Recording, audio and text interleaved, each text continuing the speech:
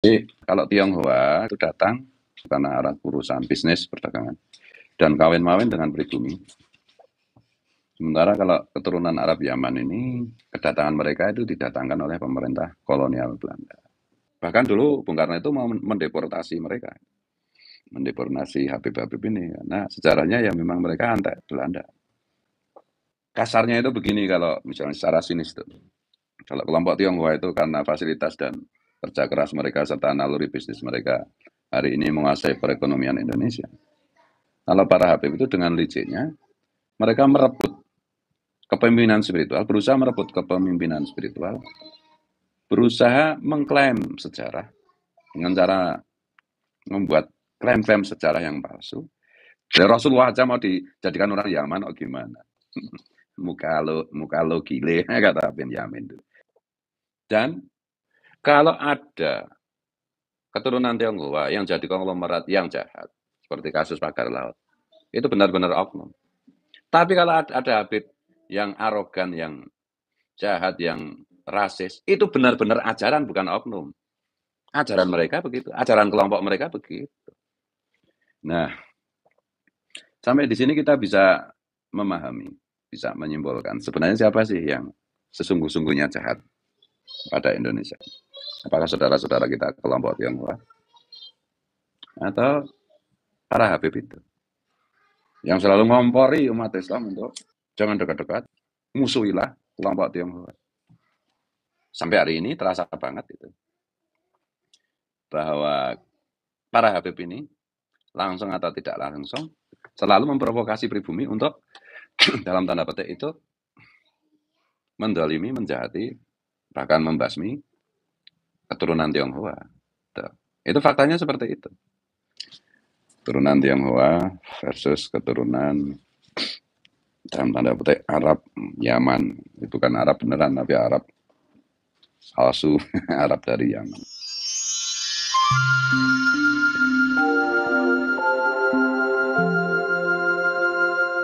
Ternyata keturunan Tionghoa itu secara masif sudah masuk ke Nusantara pada abad ke-9, pada zaman Sriwijaya.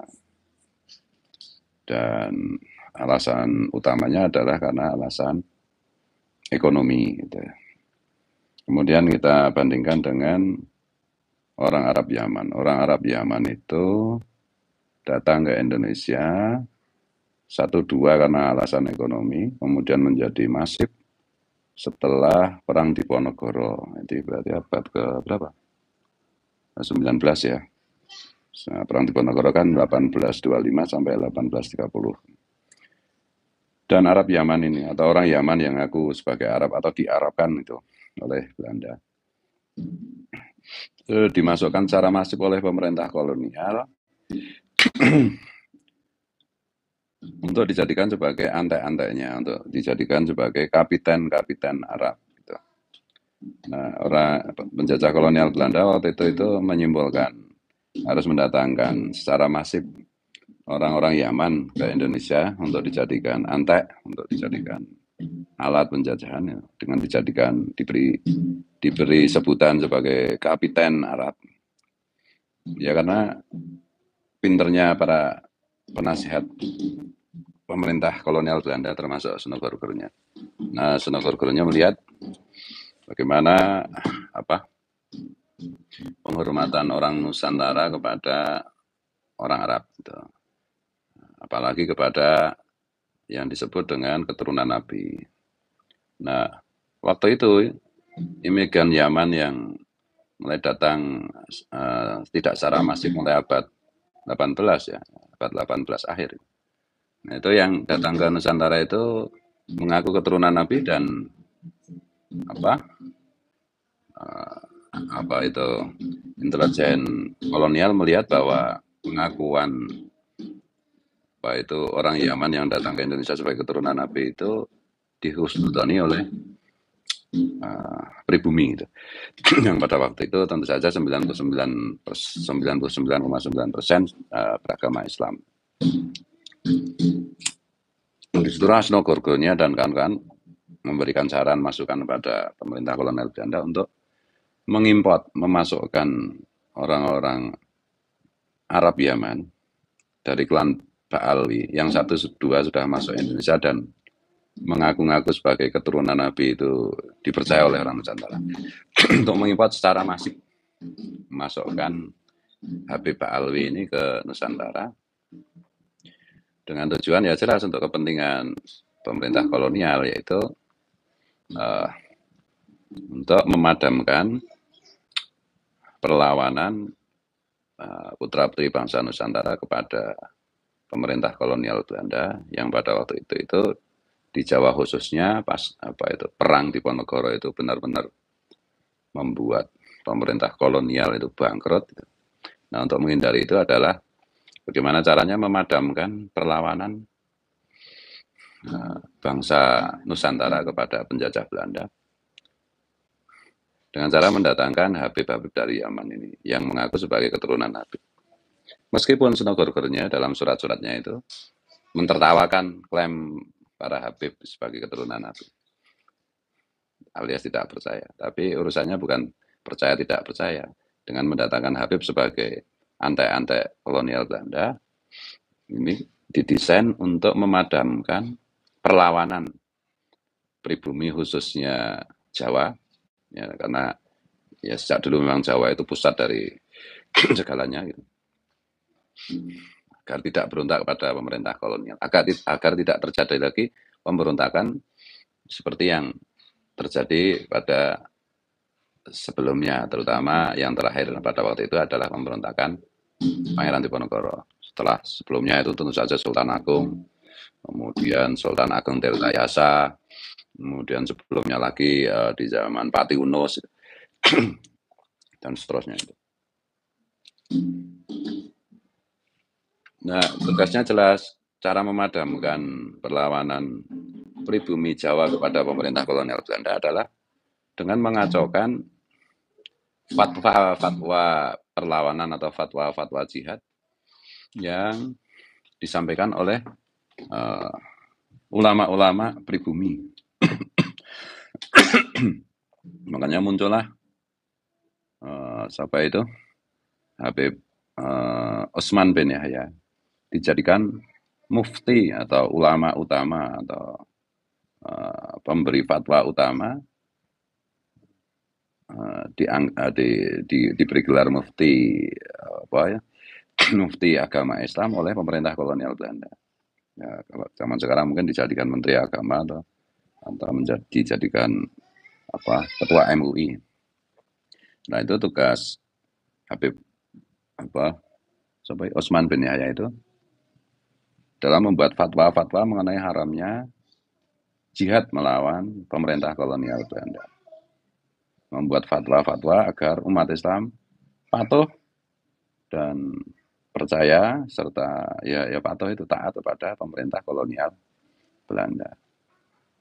Nah, pada waktu itu murid-murid Syekh Nawawi Al-Bantani, Syekh Nawawi Al-Bantani sendiri kan diasingkan ke Mekah ya oleh pemerintah kolonial Belanda. Melakukan perlawanan di Banten yang disebut dengan Geger Cilegon itu. Nah, perlawanan itu menjadi patah, menjadi berantakan, yang berakibat banyak ulama dan banyak santri pribumi yang terbunuh. Karena apa? Karena rakyat tidak berani secara masif ikut serta di dalam perlawanan melawan pemerintah kolonial itu, karena adanya fatwa mengenai yang diberikan oleh si Habib Utsman bin Yahya itu. Ya, kan sudah banyak dibahas oleh Gus Aziz Jazuli, Kiai Nur Yahya dan yang lain-lainnya. Fatwa-fatwa Habib Utsman bin Yahya yang mengharamkan perlawanan pribumi kepada pemerintah kolonial Belanda. Dan kemudian ternyata itu cukup efektif karena perlawanan pribumi terhadap pemerintah kolonial, pribumi dalam hal ini adalah karena di Jawa itu 99% waktu itu umat Islam, perlawanan umat Islam kepada pemerintah kolonial Belanda bisa digembosi sedemikian rupa. Makanya Habib Utsman bin Yahya itu mendapat banyak penghargaan dari Ratu Belanda, Ratu Wilhelmina, junjungannya. Tuh. Dan oleh karena itu, bisa dimaklumi di dalam peristiwa-peristiwa kebangsaan, itu keturunan Tionghoa itu hadir. Sementara keturunan Arab Yaman tidak hadir. Misalnya peristiwa Sumpah Pemuda, peristiwa yang terkait dengan kebangkitan nasional itu ya semuanya. Ya karena memang anunya beda. Apa itu sebab kedatangannya sudah berbeda, motivasi kedatangannya sudah berbeda gitu. Nah kesamaannya adalah bahwa atas rekomendasi Senogor-Gornya itu untuk menjatuhkan mental pribumi, bangsa pribumi, pemerintah membuat kebijakan pengkastaan orang yang ada di Nusantara atau di waktu itu sebutannya Hindia Belanda. Yaitu bahwa orang Eropa itu dikastakan sebagai warga nomor 1. Kemudian orang di luar pribumi Nusantara, termasuk di antara keturunan Tionghoa, Arab, India, itu digolongkan sebagai kelas 2. Sementara pribumi itu digolongkan sebagai kelas 3, rendahan, yang sejajar dengan anjing. Nah, oleh karena itu, secara mental, sampai hari ini, itu bisa kita rasakan bahwa pribumi itu mengalami inferior kompleks itu masih terasa. Sementara kalau saudara-saudara kita keturunan Tionghoa itu tidak merasakan hal itu gitu. Dan tetapi karena relasinya dengan pemerintah kolonial Belanda itu secara bukan menjadi anteknya, itu ya berbeda dengan mentalitas Arab Yaman yang memang jadi antek pemerintah kolonial Belanda. Jadi secara umum keturunan Tionghoa itu, saudara-saudara kita keturunan Tionghoa itu tidak arogan seperti keturunan Arab Yaman yang disebut Habib itu, yang hari ini terbukti nasab mereka terputus dari Nabi, nasab mereka palsu. Dan juga perilakunya gitu, karena orang Habib-Habib dari Yaman ini memang dulu kapitan-kapitan Belanda, atau sebagian juga menjadi telik sandi atau mata-mata atau intelijen pemerintah kolonial Belanda. Dan mereka hari ini itu tidak, secara umum itu tidak terlalu becus di dalam berdagang. Sementara kalau saudara-saudara kita keturunan Tionghoa itu, ya karena mereka memang datangnya itu sejak awal memang untuk berdagang, berbisnis, ya hari ini, ya mereka secara umum itu lebih terampil di dalam berbisnis. Di zaman Soekarno, di zaman Bung Karno, nah keturunan Tionghoa ini diberikan kebebasan di dalam arena politik, arena bisnis, dan lain-lain. Pokoknya bebas semuanya. Makanya banyak orang-orang penting di Republik kita ini di zaman Bung Karno itu keturunan Tionghoa. Sementara kalau Habib-Habib di zaman Bung Karno juga nggak diberi tempat, ya karena Bung Karno tahu ini kan, bahkan dulu Bung Karno itu mau mendeportasi mereka, mendeportasi Habib-Habib ini, karena sejarahnya ya memang mereka antek Belanda. Tuh. Nah ketika zaman Orde Baru berakhir di zaman Pak Harto, ya Pak Harto karena paranoid dalam soal politik, maka saudara-saudara kita keturunan Tionghoa itu dilarang di arena politik, tapi diberi kesempatan untuk berbisnis.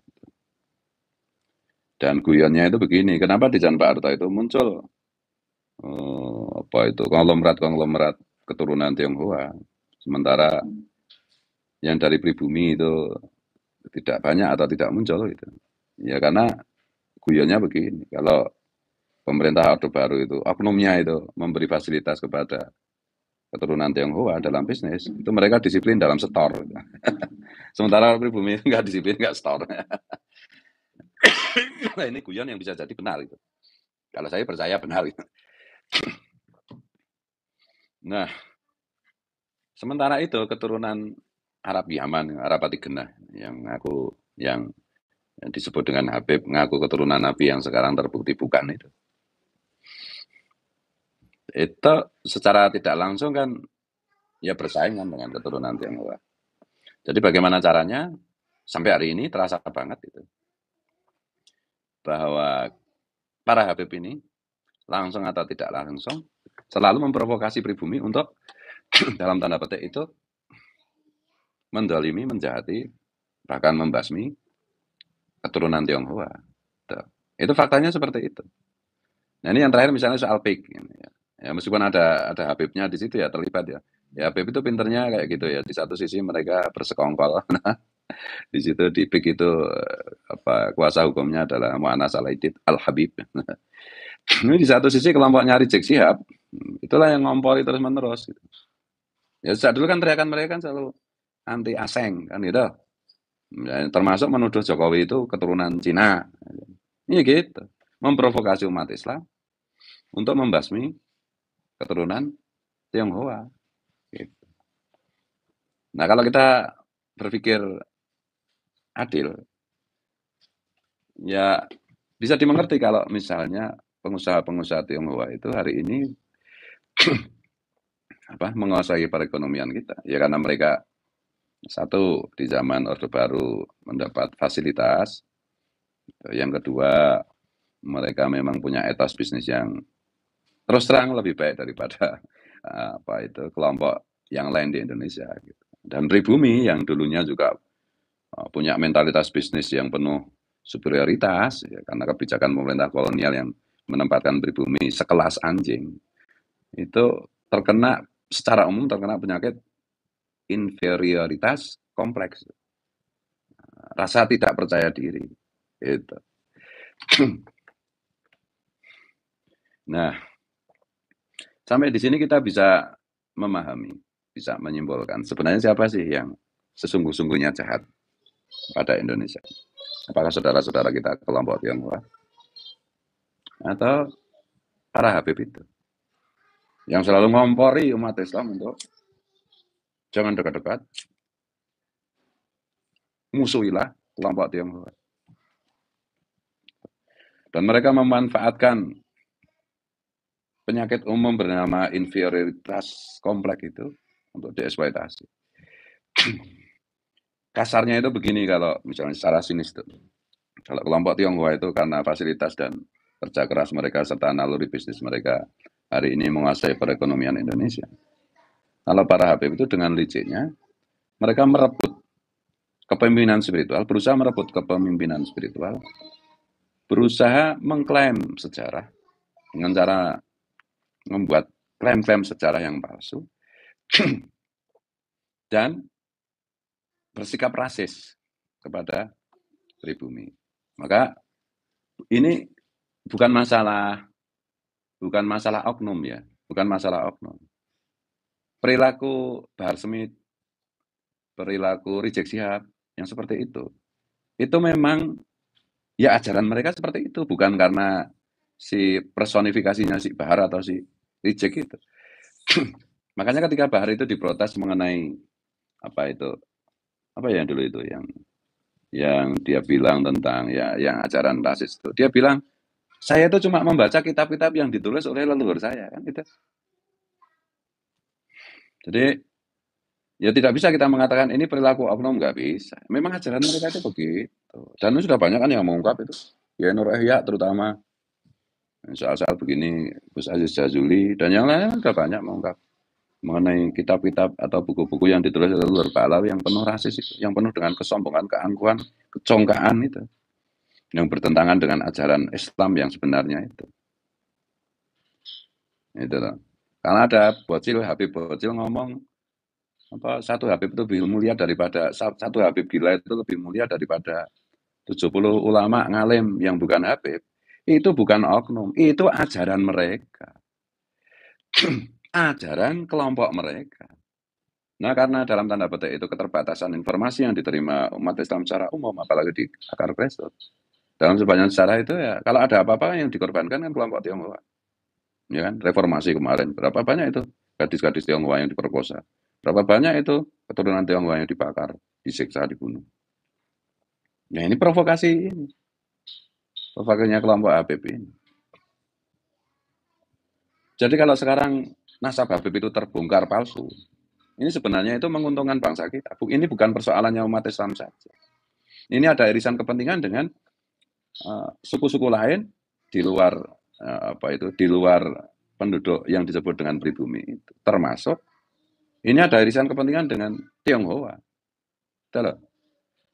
Kalau klaim Habib ini sebagai keturunan Nabi ini bisa kita sampaikan, kita edukasikan secara masif kepada warga bangsa Nusantara, maka kelompok Tionghoa akan merasa lebih aman, terlindungi. Karena sebenarnya kalau ada pribumi jahat kepada Tionghoa, itu selalu berangkat dari provokasi kelompok Habib. Nah sekarang kalau misalnya soal bahaya bagi ke-Indonesiaan, ya jelas loh.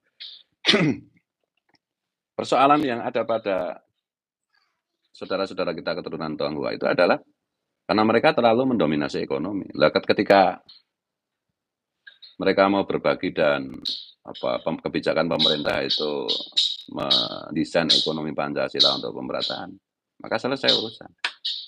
Tapi kalau soal Habib itu beda, loh mereka mau ganti Pancasila. Mereka khilafah, mereka samalah dengan HTI, dengan ya HTI kan pendukung Islam versi mereka yang ganas itu, yang sesat itu, pendukung khilafah, pendukung ISIS. Ini ke jantung kebangsaan kita, ke jantung ideologi bangsa kita. Lah, saya itu punya banyak santri Tionghoa non-Muslim, dan mereka satu tidak rasis, mereka Pancasilais. Kalau ada keturunan Tionghoa yang jadi konglomerat yang jahat, seperti kasus pagar laut, itu benar-benar oknum. Tapi kalau ada Habib yang arogan, yang jahat, yang rasis, itu benar-benar ajaran, bukan oknum. Ajaran mereka begitu, ajaran kelompok mereka begitu. Makanya dalam soal terbongkarnya nasab palsu para Habib ini, ya para Habib dan mukibulnya, itu menuduh bahwa kita-kita yang membongkar kepalsuan nasab Habib ini, membongkar sejarah kedatangan Habib dan yang lain-lain ini, dibiayai oleh asing. Ya masuk akal. Karena apa? Karena kebencian mereka kepada asing, Tionghoa itu. Tapi wallahi tidak ada yang membiayai ini semua, yang biaya Allah Subhanahu wa taala. Apalagi Tionghoa nggak ada. Nggak ada. Kita itu pejuang kesetaraan. Makanya saya gembira itu ada Bang Krisyanto Oni itu ya, yang dari NTT yang aktivis gereja, yang udah saya amati akhir-akhir ini sudah ada 2 video Bang Krisyanto yang ikut bicara mengenai nasab palsu Habib dan bahaya para Habib bagi Indonesia. Saya gembira karena Mas Krisyanto ini aktivis gereja. Mas Krisyanto sadar bahwa urusan perhabiban ini bukan urusannya umat Islam, bukan cuma urusannya umat Islam, bukan cuma urusannya orang NU, tapi ini urusan kebangsaan. Kalau kita biarkan mereka merajalela dengan ajaran-ajaran yang membahayakan, yang bertentangan dengan ideologi bangsa kita, dengan bertentangan dengan Bhinneka Tunggal Ika, ajaran rasis mereka, sombong mereka, kelicikan mereka, kita biarkan, ya ini bangsa ini yang remuk redam, yang hancur. Gitu. Tetapi saya maklum ketika teman-teman, saudara-saudara kita yang non-Muslim, apalagi yang dari Tionghoa, tidak ikut bicara itu, saya maklum ya, karena merasa minoritas toh. Merasa minoritas toh.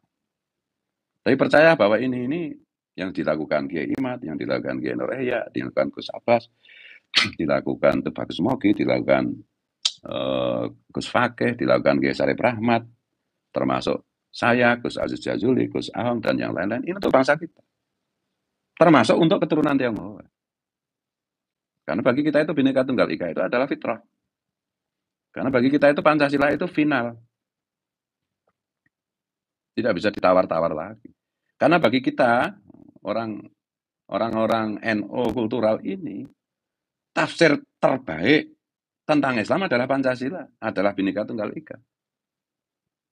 Gitu.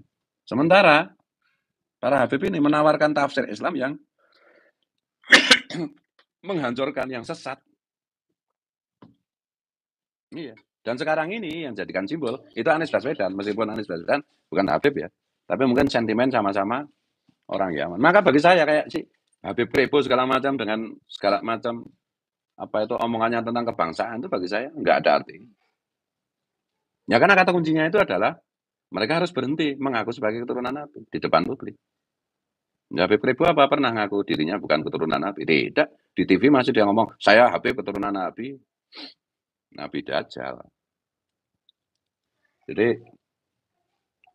umat Islam harus cerdas, jangan mau diadu domba. Jangan mau diprovokasi. Itulah. Makanya yang paling menentang Ahok dulu siapa? Ya Rizik. Ya karena ini persaingan ras.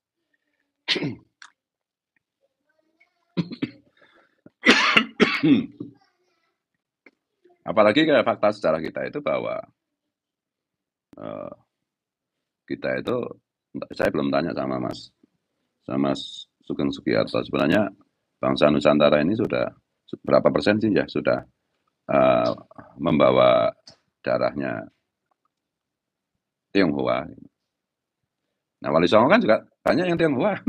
Sunan Kudus, Sunan Ngampel. Nah, saya itu ya berarti ya membawa darah Tionghoa. Ya, orang-orang NU ya banyak. Dan kita Islamnya itu bukan karena Habib, bukan dari Yaman, kita dari Persia gitu loh. Dari Musa Al-Kadhim. Nah ini ya kita semua udah tahu kan Habib juga mau mengklaim Wali Songo sebagai orang Yaman. Jadi Rasulullah aja mau dijadikan orang Yaman, oh gimana? muka lo gile kata Benyamin itu. Seandainya secara apa ya, secara kasar gitu. Itu misalnya ini secara kasar gitu. Ini misalnya kelompok Tionghoa itu dalam tanda petik kejahatannya itu semata-mata karena mereka menguasai perekonomian Indonesia. Ya karena itu tadi secaranya mereka dapat fasilitas dan mereka memang DNA mereka memang entrepreneur. Sementara DNA entrepreneur di kalangan pribumi dimatikan oleh pemerintah kolonial Belanda. Tapi kejahatan Habib Alawi itu luar biasa. Dan kata kuncinya adalah pengakuan mereka yang palsu itu bahwa mereka keturunan Nabi. Kata kuncinya di situ. Karena orang Islam Indonesia itu kalau udah dibilang dikatakan sebagai keturunan Nabi, oh sudah luar biasa kecintaannya. Kecintaan berarti penghambaan. Apalagi mereka merusak apa itu konsep-konsep mengenai misalnya Ahlul Bait. Keluarga Nabi. Yang disebut keluarga Nabi itu kan Ahlul Baitnya Nabi. Wa tahirukum tadhira di dalam Al-Ahzab itu kan Rasulullah sendiri membatasi hanya beliau, Fatimah Az-Zahra, Sayyidina Ali karramallahu wajhah, dan Sayyidina Hasan, Sayyidina Husain, cucu beliau dari Fatimah Az-Zahra. Istri beliau aja oleh beliau tidak disebut sebagai Ahlul Bait yang dimaksud dalam surat Al-Ahzab yang disucikan oleh Tuhan itu. Istri Nabi itu kan disebut Ummatul Mukminin, ibunya orang beriman. Loh ini sekarang Habib ngaku Ahlul Bait. Kacau. Ya itu. Saya sebagai orang Nusantara, grup apa paternal saya, garis laki-laki saya kan sudah terbukti. Oh, meskipun saya juga membawa darah Wali Songo, berarti Tionghoa. Tapi garis paternal laki-laki saya kan haplogrupnya. Sebagai orang Islam, sebagai orang NU, ini semua kepentingan ideologi saya itu ditabrak oleh kelompok Habib. Sebagai orang Nusantara, saya punya Pancasila Bhinneka Tunggal Ika, mereka tabrak. Mereka mau ganti dengan khilafah, dengan syariat Islam. Versi mereka yang penuh dengan kepalsuan dan kebrutalan serta kebengisan itu. Ya, sebagai orang NU, saya berkewajiban menjaga tanah air, termasuk ideologinya, karena Mbah Hasyim berwasiat hubul waton minal iman. Mereka mau tabrak juga oleh para Habib itu. Sebagai orang Islam, mereka tabrak juga. Kemuliaan Nabi saya, yaitu Muhammad SAW, itu mereka tabrak. Nabiku itu enggak kayak para Habib itu. Akhlak Nabiku itu bertentangan dengan akhlak para Habib itu. Nabiku suka memberi, para Habib suka meminta, mendawir. Nabiku itu punya rasa malu yang besar, para Habib itu diablek, rai gedek, enggak punya rasa malu. Nabiku itu lemah lembut, para Habib itu kasar keras. Nabiku itu tulus, mereka licik. Nabiku itu tidak rasis, memuliakan semua ras, mereka rasis. Nabiku itu melayani, mereka minta dilayani. Betul. Jadi hari-hari di mana ada pik, ada seluar macam-macam itu, saya tegaskan. Kalau kita melihat dengan hati nurani yang jernih, kita melihat kalau ada orang keturunan Tionghoa yang jahat, konglomerat yang jahat, itu benar-benar oknum, bukan ajaran mereka. Tapi kalau kita melihat ada Habib yang jahat, itu memang ajaran mereka begitu. Kalau ada Habib yang rasis, memang ajaran Habib itu rasis. Makanya para Habib itu saya bilang, saya akan terima sebagai saudara dengan 2 syarat. 1, mereka mengaku di depan publik sebagai bukan keturunan Nabi. Yang kedua, mereka bersumpah setia kepada Pancasila Bhinneka Tunggal Ika khususnya, dan berjanji untuk meninggalkan ajaran-ajaran leluhur mereka yang merusak Islam, yang rasis, yang penuh dengan keangkuhan. Itu. Merusak ideologi negaraku, ideologi bangsaku, merusak Pancasilaku, merusak Bhinneka Tunggal Ikaku. Ajaran para Habib itu mereka begitu, resmi. Itu 2 syaratnya itu. Ya ada itu Habib di Bandung itu. Tapi karena sejak kecil dia tidak bergaul dengan klan Habib, ya dia mengaku tes DNA, grupnya G. Kayaknya udah dipublish juga sama Mas Dr. Sugeng Sugiharto. Kemudian dia menentang ajaran resmi klan Habib Ba'alwi itu. Itu menjadi saudaraku. Berhenti melakukan kejahatan ideologis kepada bangsa dan negaraku. Berhenti memalsu sejarah bangsaku. Berhenti. Kalau nggak berhenti ya sampai kapanpun, sampai dimanapun saya akan kejar. Karena ini keyakinan. Karena ini kewajiban. Ya perkara ada kiai, ada menteri kayak si Nusron Wahid, apa sih menteri agama yang masih husnudon pada Habib, ya terserah, yang penjilat itu kayak begitu, pengecut itu kayak begitu. Ya kadrun mereka. Saya ragukan kepancasilaan mereka. Menteri agama sama Nusron itu. Ya makanya saya kemarin tuh puji-puji Nusron tuh. Nusron galak juga ya soal PIK ini. Terus jadi saya menghubungkan, oh iya ya, PIK itu menyangkut aguan ya, menyangkut si keturunan Tionghoa ya. Sementara Nusron kan budaknya Habib. Iya lah. Itu si menteri agama itu. Siapa itu namanya? Lupa, karena nggak penting sih. Kemarin itu di acara di Istiqlal yang diselenggarakan oleh Pada Suka TV, Kiai Sarip Rahmat. Kiai Sarip Rahmat itu bilang sama saya, ini wallahi ini menteri agama ada di ruang transit masjid, tapi nggak berani keluar ke masjid, ke apa itu, ruang acara, karena ada Gus Fuad. Benar apa enggak ini diklarifikasi? Orang yang takut dengan saya, orang yang takut bertemu dengan saya, takut sepanggung dengan saya, munafik gitu. Patut diragukan ideologi kebangsaan. Iya, mari kita belajar merasakan getaran hati, ketulusan, keikhlasan.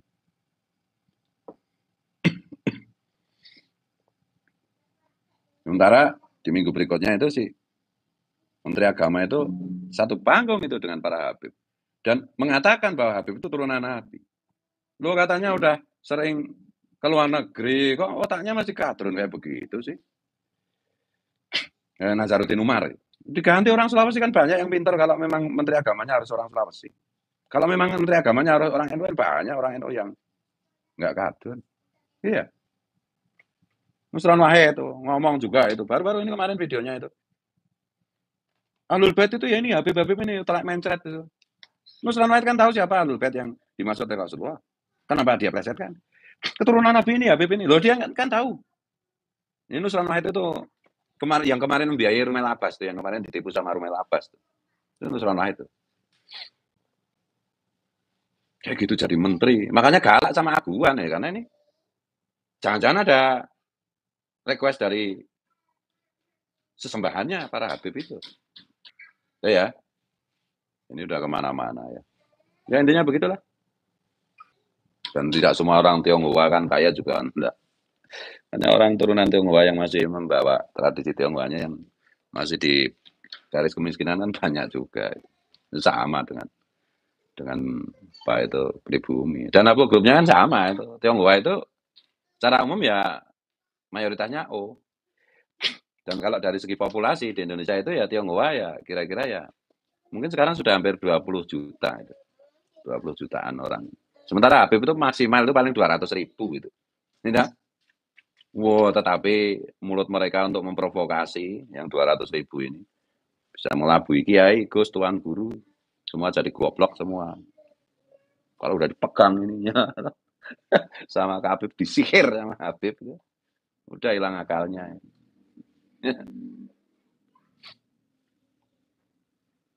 Oh ya, ya kalau ada salah, kalau ada keliru saya minta maaf, minta ampun, minta ridho. Semata-mata ini karena kecintaan saya kepada bangsa Indonesia, kepada negara Indonesia, kepada NKRI, kepada Pancasila, kepada Bhinneka Tunggal Ika, kepada ke-NU-an, kepada tokoh-tokoh NU, wabil khusus Gus Dur, idola saya, kepada agama saya. Semua ditabrak oleh Habib ya masalahnya itu. Nantang atau tandangi. Ya.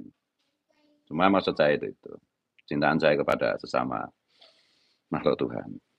Bahkan bukan hanya manusia, hewan, pohon, tanaman, pohon. Saya kan juga pecinta lingkungan. Memayu hayuning bawono. Sekali lagi, bila keliru salah, mohon maaf. Coba terutama Mukibul itu dengarkan dengan hatimu. Dengarkan getaran hati yang ada di dalam pernyataan-pernyataanku. Maka kalian akan tahu bahwa aku itu tulus, nggak ada maksud apa. Dan untuk seluruh bangsaku, Pancasila, Bhinneka Tunggal Ika, itu adalah alam bawah sadar kita. Bagi sesama saudaraku, sesama orang yang mengaku Islam, Pancasila dan Bhinneka Tunggal Ika itu adalah tafsir terbaik mengenai Islam. Tafsir yang mendekati, yang dikehendaki Rasulullah mengenai Quran, mengenai Islam itu adalah Pancasila dan Bhinneka Tunggal Ika. Jangan percaya dengan tafsir ala setan yang dibawa oleh ISIS dan apa wa alihi wa ashabihi dan Allahu wal muwaffiq ila aqwamit thoriq. Assalamualaikum, salam Om Swastiastu, nama budaya, rahayu, rahayu. Semoga semua makhluk berbahagia. Salam Pancasila, merdeka.